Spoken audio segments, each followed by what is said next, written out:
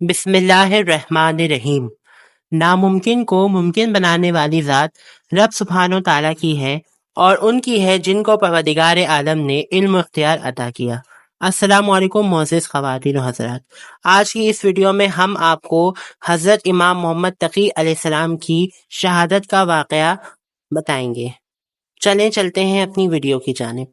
Video شروع کرنے سے پہلے جن لوگوں نے اب تک ہمارے چینل کو سبسکرائب نہیں کیا ہے جلد از جلد سبسکرائب کر لیں اور بیل آئیکن کو پریس کرنا نہ بھولیں۔ مامون کی وفات کے بعد معتصم کی خلافت کا آغاز ہوا۔ بالآخر وہ وقت آ گیا جب معتصم نے آپ علیہ السلام کو بغداد بلوا کر قید کر دیا۔ 1 سال تک آپ نے قید کی سختیاں صرف اس جرم میں برداشت کی کہ آپ کمالات امامت کے حاصل کیوں ہیں اور آپ کو خدا نے شرف کیوں عطا فرمایا ہے۔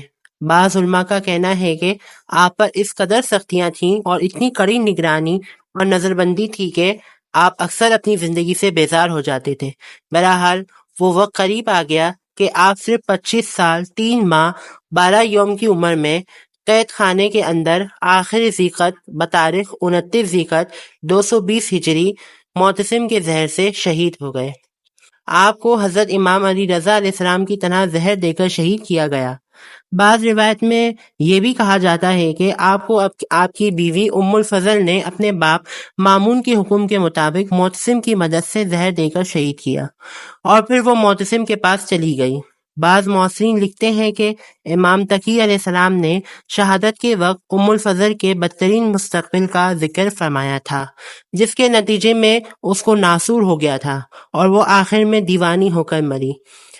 مختصر یہ کہ شہادت کے بعد حضرت امام علی نقی علیہ السلام نے آپ کی تجہیز و تکفین کی اور نماز جنازہ پڑھائی، اور اس کے بعد آپ کو آپ کے دادا حضرت امام موسیٰ کاظم علیہ السلام کے پہلو میں دفن کیا گیا۔